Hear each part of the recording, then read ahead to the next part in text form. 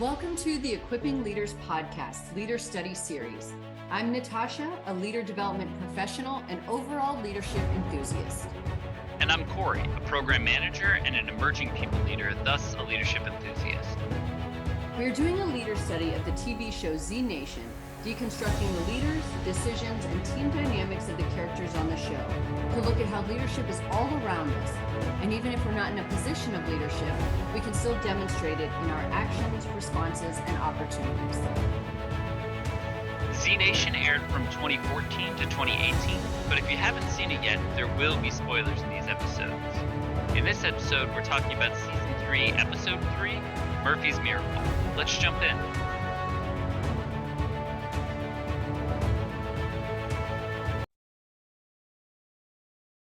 Okay, so we are in Season 3.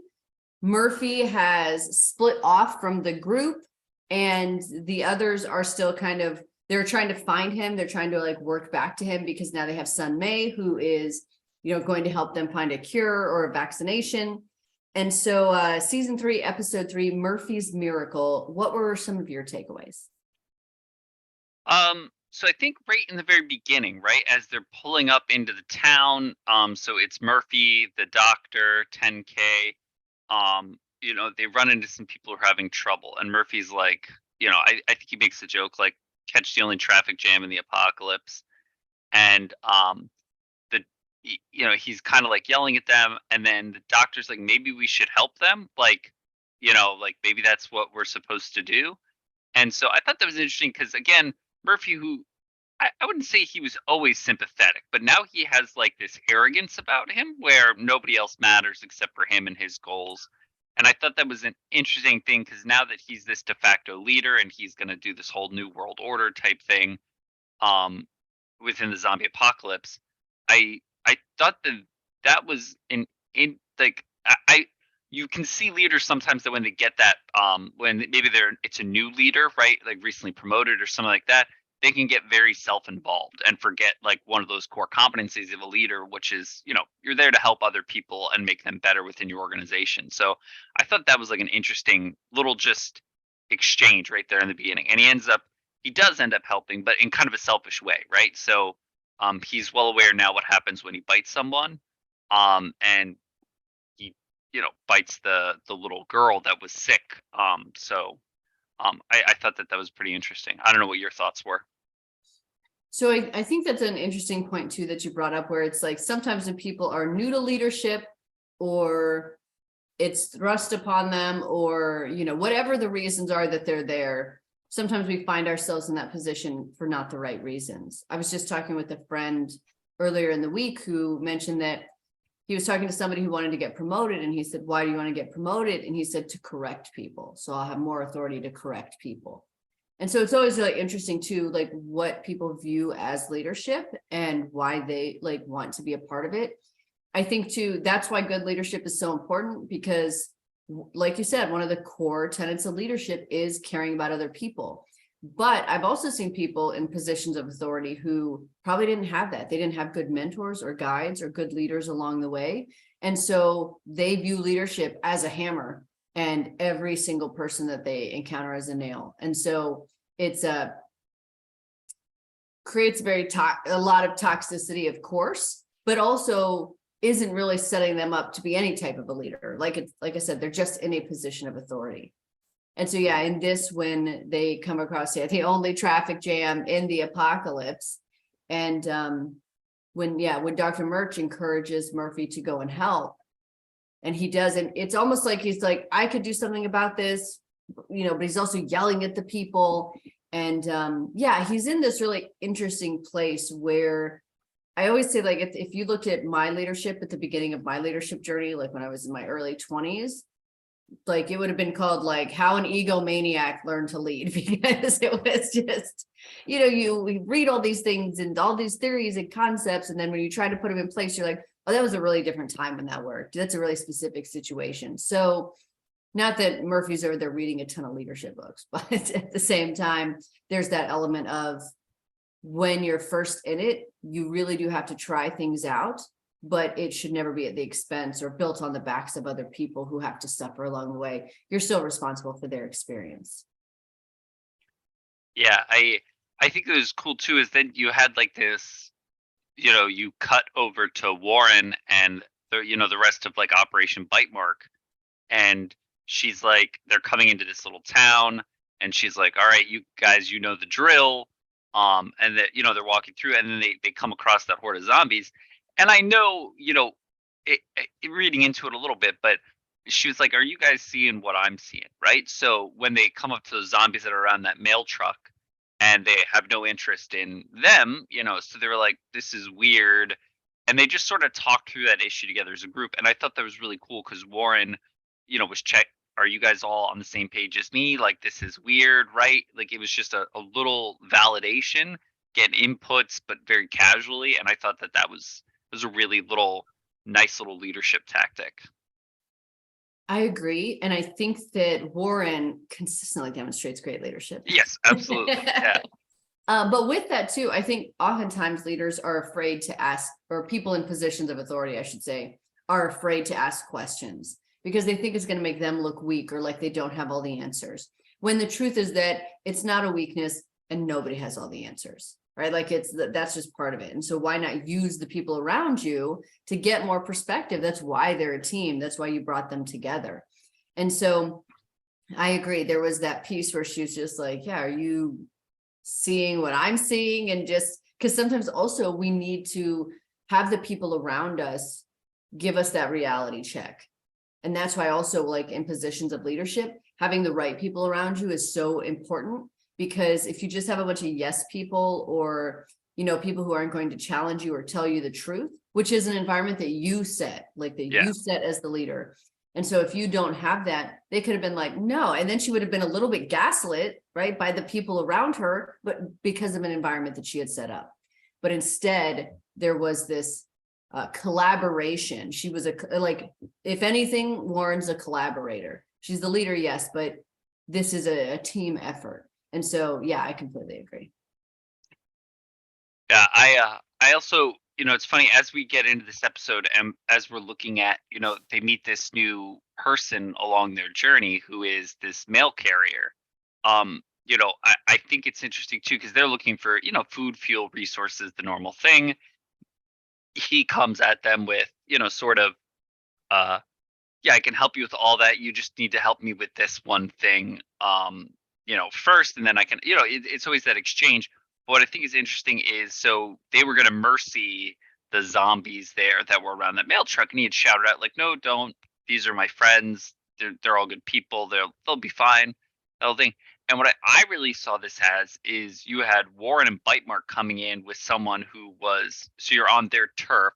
They're well established with like this passion project, and now it's about trying to get in sync to make sure that everyone's accomplishing what they want. But you have somebody who is like very involved and invested into these zombies. So it's, and like, we don't share those, or Bitemark, I should say, doesn't share the same values that this guy does with those zombies, as far as them being like fine and, just feeds them, I think, cat food and everything will be all right. So I thought was like really interesting, the way that everyone on that team sort of approaches him, and it's just they're kind of walking on eggshells, right, in a way, because he's a little bit involved in that. And I can definitely relate to those sort of situations where you have someone who's really involved in a project that maybe is not super relevant or important, maybe anymore, but they've invested so much time in it that they kind of have that like sunk cost fallacy of like, I got to get this done. And it does create like these walking on eggshell sort of situations around this person. And so I thought that the way that they started to look through this and try to understand it and get him to explain why he cares about these zombies so much, I thought that was a nice tactic, right? To try to be able to buy in, or at least find that niche where you can also, row and sink. Absolutely. And I know even recently at work, I had something similar. Certainly not a zombie apocalypse, of course, but there was an individual who had created this training, and the training was not good. But they don't have an L&D background, right? So no expectation that the training would have been good.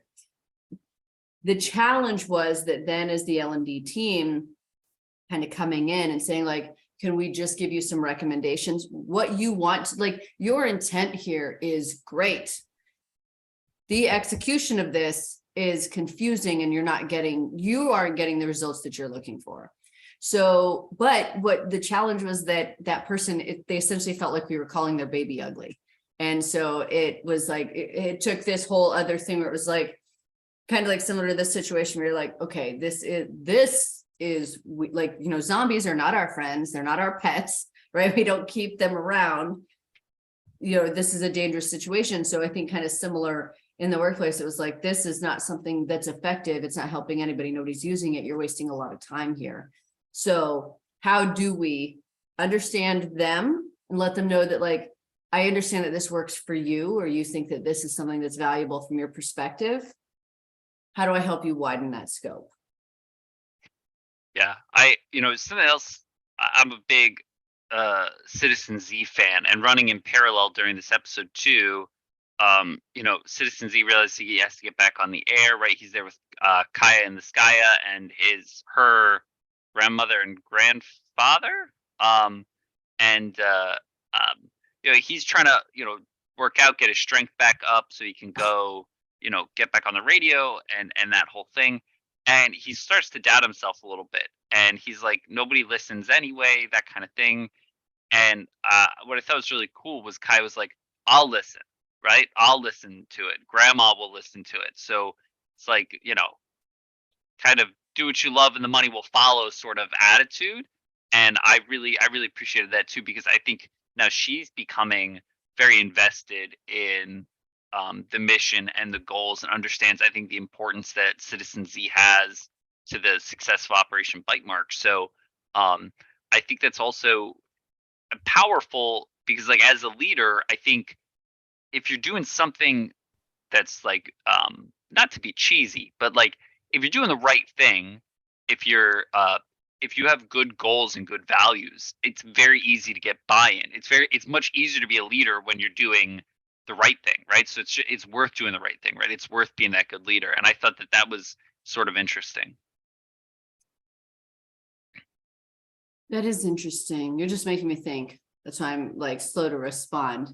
I think it's also really important to remember that, like, to go back, like, do like internal work and be like, why am I doing this?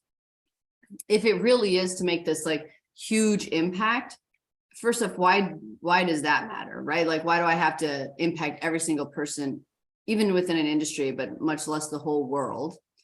Those things you can't really plan for that. But I think also sometimes it's like, if the intent is that I want people to be informed, if the intent is that I want people to upskill or something like that, if that happens for just a few people, then you're technically successful. And so I think sometimes too, people think so broadly, like Citizen Z is like, nobody's going to listen. And then Kaya just, gave him that reminder that, like, but I'll listen, right? And so I think too, it's like even when I'm facilitating or something, when one or two people will like message me after, out of a group of 80, but they're like, oh, hey, this worked and this was impactful. Part of it's probably a little bit of an ego boost, right? Because you're like, yeah, they were listening, great. But then there's that other part that it's like, that's why I'm doing this. Maybe the other people got something out of it, maybe they didn't, but like that, like what I'm trying to do is upskill with these people. And so if they can be specific about that. And I think also sometimes I see people not give leaders feedback, even if it's positive or whatever. Like, they want to give negative feedback. People love to give negative feedback. But I think people also, with senior people, you need to also remind them that, or show them that something that they did was impactful, because there is that hope, right? It's hard to be the leader, maintaining this optimism, continuing to push forward. And if people are always just giving you like all the worst parts of what you're doing, I've seen leaders get very discouraged about that and be like, why am I even here? Have I just wasted all this time? I know we had like where I work, we had essentially a town hall, and I thought that one of the senior leaders did really well. And so I was very specific with my feedback, but I sent that over because I've also seen our senior leaders get some rough feedback about different things. So that's just it, where it's like, it doesn't matter who it is, whether it's a direct report, a peer, or a senior person, like, people deserve, and we owe it to each other to give great feedback. And I think that's what Kai was doing with Citizen Z, because she also just reminded him that, like, sometimes it's just about hope, right? Sometimes it's just about knowing that that other person is there and they're not going to give up when it's the worst. Yeah, no, that's a really good point. I think, that's, again, in my industry, we tend to be slightly archaic in the way that we like some of our functions, right? Especially leadership functions. And I think that oftentimes we'll forget, right? It's not often that decisions are made with when everyone's in the room for whom those decisions are going to affect, right? It's kept at like a more, oh, that's a senior leader or manager or whatever, right? They talk through that and then that information trickles down. Um, and I think a lot of times, decisions will be made without the people for whom it's going to impact or are ultimately going to be doing the work that might know of a better way. And then as a leader, when you get pushback on that, well, do it because I told you to, right? And it's just like you have this weird where you exert this power and you never stop to listen because maybe that's already been done. Maybe it's been and proven that it doesn't work, or maybe there's a much better way. Maybe there's a piece of software or a button that just needs to be clicked type thing that magically makes all of that happen. So I always think that that's sort of kind of a check-in, right? If you're not getting that buy-in, are you sure your goals are still aligned correctly with everyone? Because then, like I said, that's sort of like old-fashioned archaic thing. I think if we jump ahead, kind of that next scene where I think it's Murphy, 10K, and the doctor are standing on that bridge over the river, and 10K is kind of like, hey, what are we doing here? And Murphy uses some of like the worst cliches of like, oh ye of little faith, this is where I'm gonna start my whole new world order, and people have plots led me. And 10K's like, you're insane. And then Murphy's like, oh well, the definition of insanity is doing the same thing over and over again and expecting different. And I'm just like, oh my god, Natasha's probably eating this all up as a Murphy sympathizer. But it's I think, and then he like we you talked about this a couple episodes ago, I think.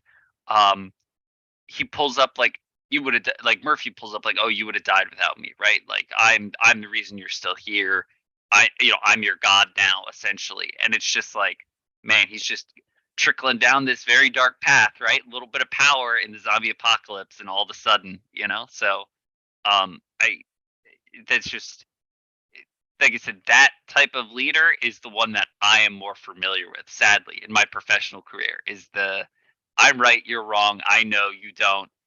You don't know what the vision is because I didn't choose to share it with you yet, right? To maintain this control, to keep you in the dark. And that's one of those things where I don't buy into it. I completely agree, except with me being a Murphy sympathizer in this case. I think anytime a leader needs to rely on those types of cliches so heavily, you can have your own thoughts, right? And they can be similar, but it's like, yeah, when people start to like get into that thing, it feels like when you don't want to answer a question or you're trying to like think about a really good answer. And so you repeat essentially the whole question back to the person as like the first part of your answer. That's what that kind of stuff feels like to me, where it's like, instead you can just say, I need a minute to think so that I don't rush to an answer. I want to give you a good answer. Right. So I think, yeah, whenever anybody starts to use too many cliches, it's even Murphy. Okay. I got to tell you, that whole repeating the question back as you think about an answer. Apparently, you have seen my unaired podcast, Interviewing for Professionals 101. That did not go out. Some bad info on that one. No, I'm kidding. But yeah, that's a really good point. Um, Murphy has absolute power right now. You know what I mean? Over 10K, over the doctor, over everyone. And like he's just sort of he's lost. He was originally doing this because he wanted to create a safe space, right? He wanted to just create a zombie-free, safe place, his own version of that. And now he's kind of lost sight of that. And I think that that's, like, this is where I'll build my kingdom. now he's getting a little biblical with things, and it's just, yeah, he's going down a crazy path. I think that's really interesting. Yeah. Which again, so let's go back to my sympathizing days of here's this person who is forcibly, like, he was a prisoner, forced to take this vaccination, treated very physically roughly and verbally by people along the way, suddenly realizes where he has control, starts to lean into that. And now he's fully in that area where he's like, I can't control any of that. And I'm not saying this in a stoic way where he's like, he understands what he can control and what he can't. Not at all. But like where he realizes where he's like, I can aggressively take control in this area and completely control these people. And so I think also it's interesting when people are like, oh, well, I can't believe this person in this leadership position did that. And you're like, yeah, you were too scared to give them difficult feedback. They did not have a great story kind of coming up in the sense of like, nobody ever thought, oh, that person's a natural leader, right? Or nobody ever took the time to mentor them or to really call them out on different things. I will say that Warren did, but one person, and I think this is a great example, one person is not enough to do that. You have to, like, your leadership journey really has to be paved with a lot of different types of people, a lot of different mentors, and a lot of seeing poor actions by people in positions of authority and understanding why that's wrong, but also getting difficult feedback from good leaders and understanding why that's right. And so because Murphy didn't have that, of course, I think that that's something that, like, now that he's in this position, he doesn't have power, he has to take it, and he has to take it in a really nefarious way. Yeah, even when those zombies are walking by when they're standing on that bridge, and 10K's getting ready to run, mercy them, whatever, he's getting his guard up, and he's like, oh, relax, you're with me now, they won't hurt you. And he's 10K's like, I'll never be with you, and Murphy's like, yet here you are, so it's like that just weird trippy power play thing. And it's just, yeah, that whole thing. But again, in the stark contrast, you have back to the Operation Bite Mark folks, if I can get my words out of my mouth. They have become like really good at, there's a very big mission or a very big thing, right? Multi-step process, a lot of moving parts.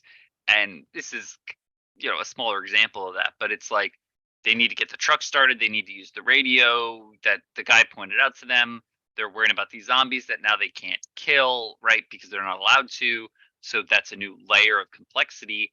And the team naturally breaks up. They understand now what everyone's strengths are on the team, right? So Addie is like the techie, fix the radio thing. So she's obviously going there. Pushing the truck, right? You're going to need somebody bigger and stronger. So, Warren, like, they're going to do that piece. Like, and that's not really super discussed. It's just, they understand the mission because it was explained well. Everyone was there. They heard. They broke up appropriately to who can do what, and that was that. And I think that's that kind of like super effective team that now makes Warren's ability. She's freed up just to make those sort of leadership decisions. And I think that's what every leader strives for, is to have that team that just can execute and let you help with that, obviously, right? It's not like you're just sitting on your chair, feet up, but like allowing you to they're doing their job so well, and you've empowered them to do their job so well that it lets you just do your job. And I think that's I think it's a cool example. And I think that's like the apex of what you're looking for. And again, kind of with that contrast to what Murphy's doing, Murphy needs to tell every person what to do all the time. Yep. And then, yeah, like you said, with Warren, they've been empowered. They know they have the authority to, like, the internal authority, they have the external authority to make these decisions.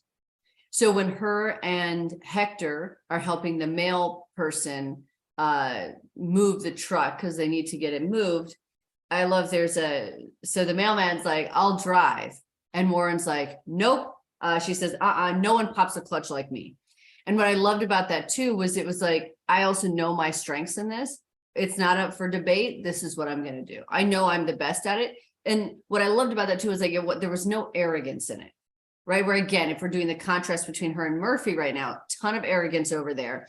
But I think that when you know you're really good at something, you know what you're really bringing, you're not going to argue as much. You're just going to be firm in something. You don't need to be defensive. You know what you bring to the table, and you know how to like step into that and take over that authority as needed.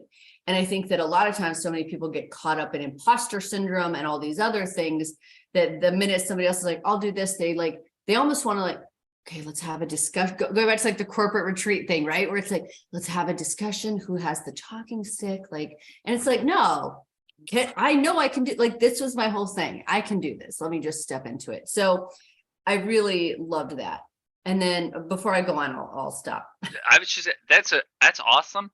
I don't know what a clutch is, and at this point I'm too afraid to ask, so I just glossed over that whole instance. She's like, pop a clutch. I'm like, that is disgusting. This is supposed to be a semi-family show, and moved on with it. So yeah, okay, cool. So context Okay. is everything. Good point. Sorry, moving on. Go ahead. So then, so Addie is our more technical person, but we also find out that Sun Mei is a scientist. Yeah. So she's got that too. So there's this tension between them because they are still technically newer teammates to one another. And the other thing that's really interesting that we see here too is that Addie's like, this won't work because there's no electricity. And then Sun Mei is like, oh yeah, I actually have this charger and adapter. So it almost seems like she is still on her own track, which we find out kind of here. And in order to kind of get her own thing done, her original mission, and I'm not saying this is right, wrong, or indifferent, but in order to get that done, she is withholding information and she is withholding resources. And so it's just really interesting too, because she wanted to put herself in a position to further her own mission. And I'm sorry, do you find issue with that she did that? I don't. Okay, I don't either. I was just curious. We're supposed to have opposing viewpoints, but yeah, I also don't know how to handle it when we agree. No, I'm kidding.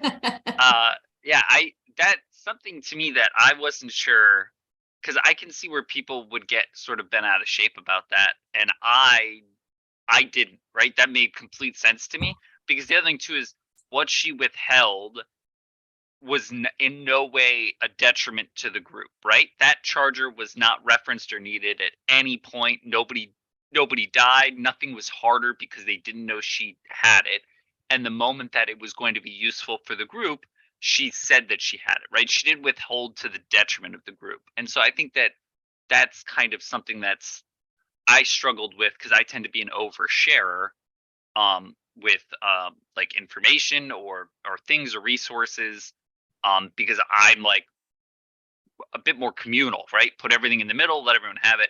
And in different jobs that I've had, especially in sort of the more like not sales, but we'll call it like growing a business, right? Since you have to keep things very close hold, right? Even with people that are on your team, because oversharing, you can sort of race to the bottom for how much you want something to cost or how much you're going to pay somebody. You know what I mean? You can get to this weird thing. So I thought that was a really interesting point, and that's one that I struggle with, right? Is having the forethought to realize when to maybe just be slightly more reserved, right? And that's okay. Because to me, I don't think it makes me a good team player, but that's because I've had a lot of bad leaders in the past who are, well, you don't know what you're doing because I haven't told you what you're doing yet. And that's where I don't want to be that. So I kind of go to the other extreme, and it's like, here's my social and blood type.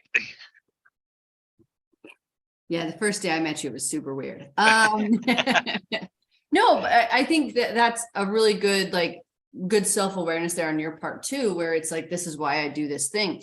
Because I have also had leaders who it gets very, they don't tell you the things you need to know. And I think that's the thing too, is it's like, does this need to be said? Does it need to be said by me? And does it need to be said right now? Which you can use as kind of like a filter, because some people love to overshare. And so it's like, is this important? But like, does this actually help the other person? I know that also sometimes in bigger companies, like even internally, let's say there's like something new about like a game or a product or something like that. And it's like, do the people who work in L&D, learning and development, need to know about that? No, like they don't need to know that schedule. It's not, it doesn't help them do their job any better. I've also, so like in my position, there is a certain amount of withholding that I do, because even with my own team, who we're all trying to reach the same audience essentially, but just in different ways. But like, for example, I've been using Gustavo Rossetti's culture design canvas, which is basically where you start to understand the culture of, you can use it for your own culture, but I've been using it to understand different groups, different business units within the business, understand their culture so that I can better help them. But what I found is that, so there's a lot of questions on there, like, who are the actual decision makers? Like what is the psychological safety like? There's like very intense questions that I don't ask outright, but that I've had several meetings with several just connection points with people across the different orgs, and have been able to build these out. And then one day somebody was like, oh, well, you could just share those with us so we don't duplicate the work. And I said, no, because these people have also told me some very intense things about what's going on internally. Nothing reportable, of course, but at the same time, it's not about duplicating work. It's about you needing to build that relationship with these people. I can tell you overarching things that may be helpful to you, but I'm not going to sacrifice this connection or this relationship that I've spent hours and days building just so that you can have some information that you may or may not leverage, right? It doesn't actually help you get better at your job. So I think that there are those times when we have these different things where it's like, is this not only, does this help the other person? Of course, but also, does it hurt the project that I'm working on? Does it hurt this other thing? And I think that's the position that Sunmay was in, where it was like, if I tell them all these, like, I still need to report back to my leadership. Yes, I'm with this group and that's fine, but like, I still need to do that. And so can I still do that if I give them all this stuff? No. So she doesn't.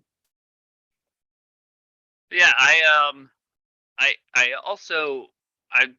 interested on your take, because while she's, she uses those components, she works with Addie, she gets the radio working, and she's trying to get in touch with her command, right? Her government, her people at B, because she was sent over here to try to find, the Murphy type thing. And she hears that song, that I have been lost to the world, and says that it's a code. And then, I think what's really interesting is that's a point, because Citizen Z also hears that song, right? And Kaya and the Sky, and they're like, obviously different parts of the world, but they were like, that's what is that, right? It sounds like really sad, and because it was a sort of sad sounding song, and I thought that was Sun May obviously then discuss this, like, hey, this means that, like, it's a last ditch effort. It means that all communication options have failed, and it means that the mission's over, right? So it's essentially that's the last person turning the lights off before they leave, being human to be a zombie type thing. And she has like a really aggressive reaction, or not aggressive, that was the wrong word, strong reaction to that. And I want to know what your thoughts were. I agree. Yeah. So my reaction to her, or my thoughts on her reaction. Do you think it was appropriate? Let me say that. Yes. Okay. I do, because this whole, like if we look at like what Warren and Operation Bite Mark were trying to do when they got Murphy to his end state, right? When they got him on that like CDC Marine, or that submarine. There, like, Warren was going through a couple things, and her mission was successful. It was successful and completed, but it was still over. And so it caused a lot of stuff. And so I think for her internally. So I think that for Sun May, now it's like, you tried all these resources. We don't know how much time was put into it, but probably a lot, to come and find the Murphy. And now not only is it over, it's not completed, and you don't get to go home, right? Like, nobody's coming to save you. You're not getting any more reinforcements. They have said it's over, and now you're just on your own. So I think that her reaction was appropriate. I think it was a little much, right? Like, pull yourself up by your bootstraps, stop buying avocados, and you'll get through this. You know what I mean? Like it was one of those where she was, I get it, but at the same time, I don't know. I think that I don't know. I don't know why I didn't like it, but I didn't like it. I think I don't know. Maybe I'm viewing it as a weakness, and maybe that's like some weird chauvinistic like holdover type thing, right? Because you're allowed to be emotional about something when it doesn't go well. But I also feel like her buy-in. I feel she already knew the mission was dead, right? Or her mission, so to speak, that she was now going to be doing this for Bite Mark. So maybe random cat in the Serengeti behind me. But I guess maybe it's like I don't know. I had thought when she sort of signed up with Bite Mark, she'd left her old company and now she's with this new company that's doing a similar mission, and that's that. So I don't know. It was a weird thing to me, but I don't think it was. I thought it was a little over the top. I think I can see why you would feel that way. Oh God, here we go. Such a cliche thing to say. No, I think that why I thought it was appropriate was because like there's this whole aspect of human nature where we need closure. And until we know that something like that, something that's missing is no longer in existence, or like there are certain things that it's like if we don't have this closure and somebody's like, this is over, this is not going for, like until we get that externally, we can have all this inner knowing that something is over, but then to actually be confronted with the reality of like it's actually over. I think that's a really big thing that people don't take into account as much as they should. That's part of it's part of the grieving process, right? People need closure. And that's why like after breakups, people always want to have all these discussions and all this sort of stuff. It's like people need that closure. You can't, if that door is open, just even like that much, there's still light shining through, and that's hope for some people, right? So I think that's why it's so important that's why it was so important in that moment, because now she can shift her focus, right? She can be more invested in Bite Mark. Warren has already absorbed her into the group, said you're on my team now. This is our mission. But I think that closure piece was important because you don't ever want to be in a position where you're just always wondering, like, are they going to send more resources? Are they going to send somebody to look for us? And they were like, nope, we're not doing any of those things. So she had that. Yeah. It's funny because resources are wearing thin. I will. I'm not glossing over your point. I just think you were right, and I don't want to assess it or address it yet. But because I just want to gloss over it. But anyway, similar to her resources running out, when you go back to Alaska, sort of with Citizen Z, the family, they're sitting around the table. He's got this big feast, right? Which is a modest feast but a big feast by zombie apocalypse standards, right? And he's impressed and getting ready to eat, and then he sort of takes that moment to look around and notice that everyone else's plate has like one tiny little potato on it, and he's like, what the heck? And they're all like, oh, we're not hungry. And Kaya's like, he's like, well, no, you should eat some of this too, this is too much. And she's like, no, we need you to get stronger and better and get on the radio, because again, they all buy into his goals and his missions, but he's still like, nope, right? Like we all still need to be strong. And so he divvies that food back out in a more even like spread of that. And I thought that was pretty, I thought that was like a really cool scene, because he technically, they saved him and everything, but it's not like these people are his family or his blood or anything, right? I think he's obviously has a strong relationship that's growing with Kaya, but even still, right, he puts the needs of everyone before his own needs. And I thought that was like a really great sort of moment, you know what I mean? I also think it's funny how they just scarf it down in like 2 seconds and act like nothing ever happened. But yeah, I thought that was a really great scene, really powerful. I think you also addressed something there that I think is such an interesting thought that people have sometimes, where they're like, oh, blood is thicker than water, like that whole thing where it's like, oh, they have to be family. Some people's families suck. right? That you don't want to, like, you didn't learn good group dynamics, or, you know, you don't have that connection to them. So I think what was also really powerful about what Citizen Z was doing was, it was like, I'm a human and you are humans, and this isn't fair, right? It's not fair and it's not right, regardless of what the situation is. Just because with what we know about Citizen Z so far, whether he had a growing relationship with Kaya and been around these people or not, he would have done that. Like, look, when he had the fellow the fellow, he's not an astronaut, when they had the Russian astronaut there, he was so willing to share all his resources. So I think that that's just, it's a good quality that some people have just naturally, where they're like, this should be equitable, right? This should be fair. I shouldn't get any more, like, what I'm doing isn't any more or less important than anybody else. So yeah, so I think that that was his nature, and it was such a good quality for any human to have, of course. Yeah. I was just gonna imagine if that food was a paycheck, right?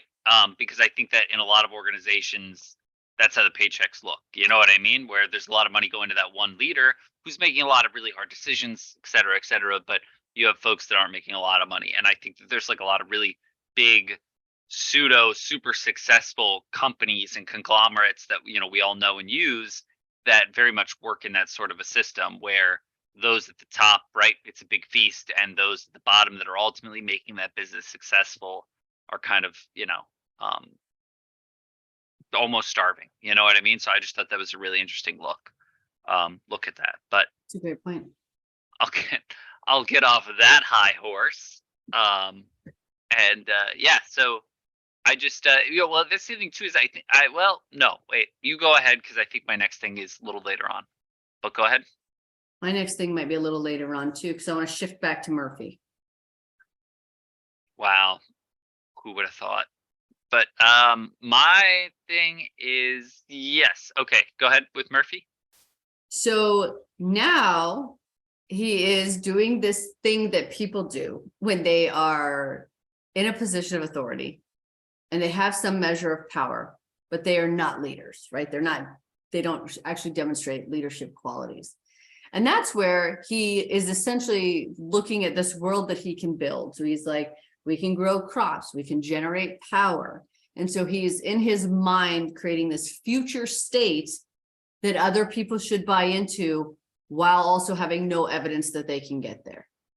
And so I'm not saying that like a person in that type of position shouldn't be a visionary. That's part of leadership, is you need to vision the future, but you also need to be able to get people there. And I think that there is kind of goes back to his ego of, we could do all these things, right? Just by nature of like, I'm the Murphy and we'll have all these people, you know, and all of that. So I thought that was really interesting. And then he also gets to that one place in the building where he's like, and this shall be my throne room.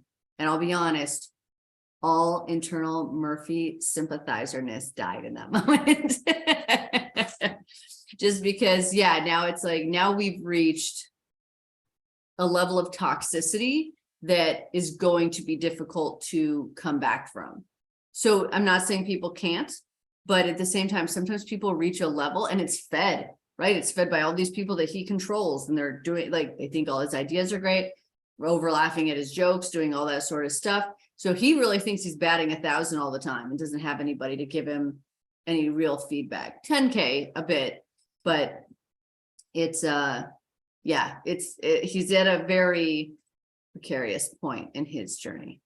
Yeah, I don't want to get political, but what I think is so interesting about this is I just kept thinking, I like look at Murphy and the world he's trying to build as kind of being like North Korea. You know what I mean? Like it's this very I just see like a lot of parallels there for me personally. But I think you brought up such a great point where, because I look at that sort of like super dictatorship autocratic as being like, that's just like the most ultimate level of micromanaging, right, at the largest scale. And what I think is, as we move forward, so Warren is stressed all the time, right, because she's fighting zombies. There's the constant fear of essentially death, right, getting bitten by a zombie, turned into one. And for her entire team, everyone she cares about, everyone that she's working with, to also get bitten and turn into a zombie. And that's a stressful thing, right? That puts you on edge. I can only imagine. Murphy it doesn't have any of those fears, right? Everyone is essentially not immune, but they're immune to becoming zombies because they kind of already are one. But whatever.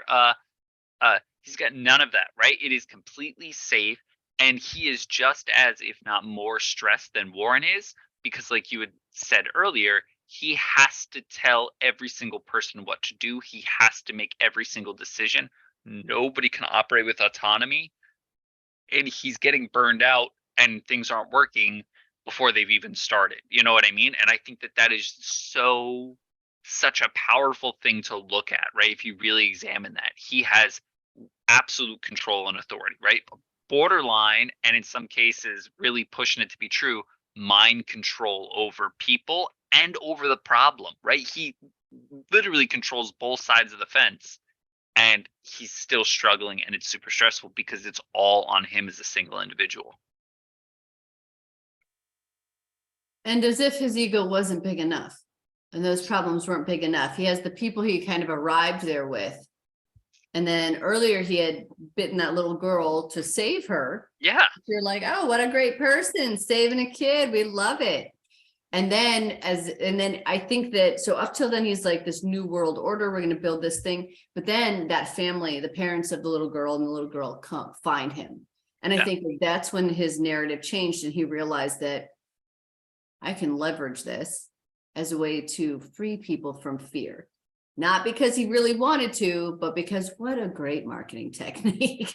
Yeah. Because the man was like, would you bite my wife? Right? Like, would you, like, we were afraid, like they were talking about their kid. She was afraid. She's not afraid anymore.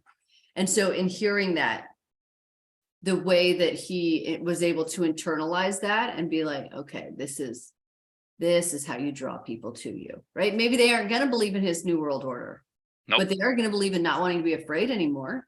And especially in a dystopian society, that's exactly what people want. So I think that was also an interesting turning point for his journey throughout this series too, because that's when he realized, that's when he found the part where he could actually draw people to him without him even needing to bite them. Yeah. Oh, that's a good narrative. Let me pull on that. Yeah. I look at that as that's the point where he went from being a king, right, in his mind, right, this will be my throne room. That's when he realized he could be bigger than a king, right? He could be a god, right? Like that was that jump. And that's just, man, well, those of you that love Murphy, I get it, right? He's worth worshiping, I guess. But yeah, no,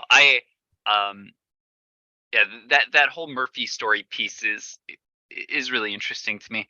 I also think jumping back to like the bite mark group and everything that they're going through, Sunmay obviously had her, we won't call it a mental breakdown, but had her little moment, right? And then she's good again. More cool resources I think are getting exposed. She's got that cool little tablet where she's like, oh, we can test the blood on this and everything else. So like, right now we got a great resource added in, which I kind of always thought was there in the first place, but that's irrelevant.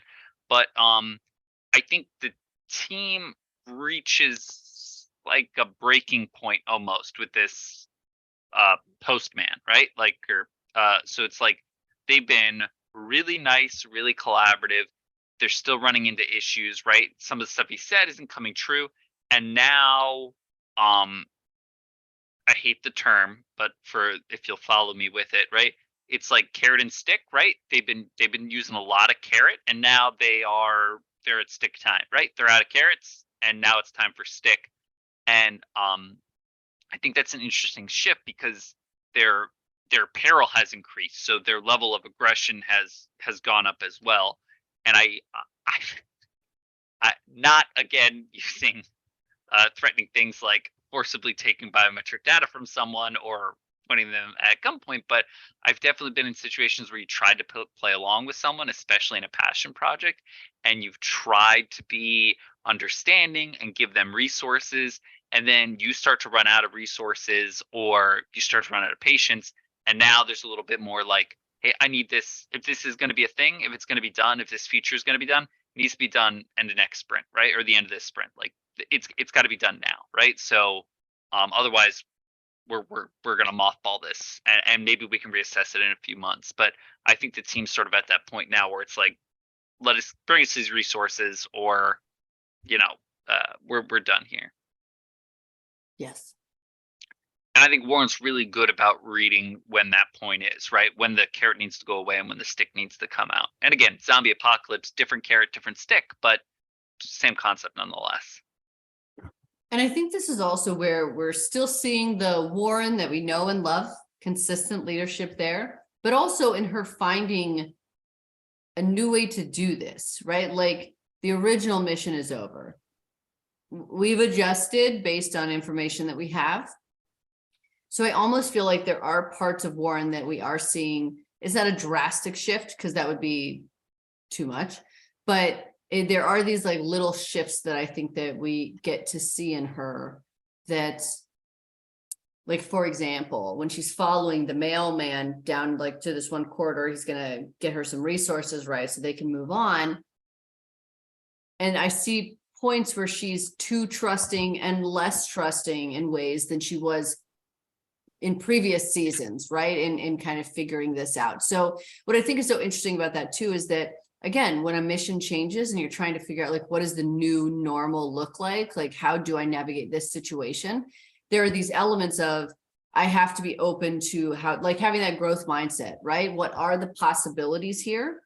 But I think that it's also interesting because it's starting to set her up for some things that we know come later, which how open do I be and how judgment free do I be versus locking that stuff down.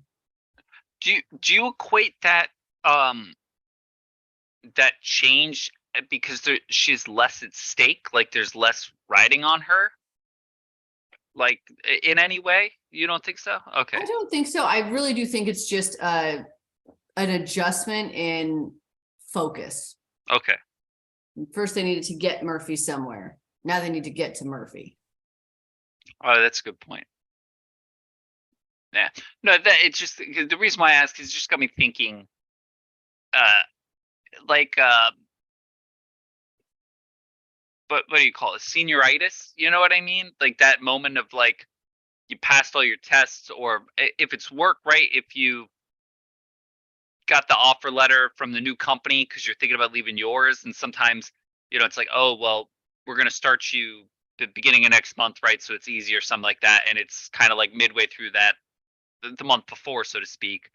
And so you sort of check out a little bit, you know what I mean? And you're willing to be maybe either a little bit more risky, because I don't care, right? No, leave that dumpster fire for the next person or something. So I was just trying to think about that. But I think you're right with the change of focus. Went from getting Murphy somewhere to finding Murphy somewhere. So that's a good point too. Thank you. Did Don't you have get used anything to it. else? Did you have any other thoughts from this episode? Not super really, I guess. I think, we find out that the postman was sort of a like a psychopath, right? And was not really feeding cat food, but was feeding other random people that had happened to wander through the town to the zombies. And I think that, like, Sun Mei, when she's sort of not captured by him, but captured by him, and is sort of cornered there. I think what's interesting is, like, he's got her cornered, right? But she's kind of got nothing to lose, so to speak, right? That she's dealt with this whole thing, where her mission's over, and so she's got like a lot of really like kind of aggression and this weird energy towards it. But I don't know. I don't have anything really super leadershipy about the rest of this. I just think it's interesting, like that idea of her mission being over. She's got to buy into this new one. But I don't know. Now I'm caught up on that whole kind of senioritis thing. That could just be my own thing. So I think that something that's interesting too about what we find out about the mailman and kind of how he controls the zombies, but also how he kind of put himself in the position that he's in. There are sometimes when we have teammates and there are employees in an organization who are just so disgruntled. There is nothing you can do as a leader or as an organization to help them. Yeah. There is so much work that people need to do that's internal and that we can't do for others, right? Mindset stuff, emotional intelligence, like I can't give those things to someone. I can't train them into you. Okay, it is an inside job. And so what I thought was so interesting about him was that he comes across as this like sweet mailman just delivering people's mail, right? But then we find out that he had a lot of disdain for the people of that town. He was like, postcards from vacations I'd never go on, love letters that no one would ever write to me. And so I think that it's also really important, like as leaders, to be aware of people like that in our organizations, because it's not fixable. It's not fixable by you. And they need to be doing so much work that, is it worth it to wait out them doing that work? Or is it actually hurting the organization? So I thought that was really interesting too. And then when with Sun Mei, when he's having that encounter with her, it's really interesting too, because in that she realized her, now I am really placing a lot of my own thoughts into what I think she did not indicate this in any way. This is all made up in Natasha's head, but it's almost like being put in that high pressure situation. She could have just given up, right? She could have just been like, fine, not even fighting that hard. And I think she even had like this tiny little knife and he had like a weapon. And so there was this moment though, where it was like, even though all this stuff was going on for her internally, she still knew who she was and what she was there to contribute. And I think that that's the piece where it's like so there was this dichotomy between the two of them, him who couldn't do the internal work and she who could do it quickly, but who could That's do a good it. point. Yeah. No, sorry. Yeah, that's a really good point. I think, yeah, it was, yeah, that ending I think was interesting, right? Especially when he was like, I was the last thing they saw before they turned, because he's the reason why they turned. And that selfishness kind of internal thing and control over all aspects is just, that's Murphy's kind of, that's the end state of kind of the path that Murphy's heading down almost, in a way, is you just devolve into this inhuman, no humanity kind of weird thing, you know what I mean? So it's crazy. But yeah, I think that's about it for the episode. Agreed.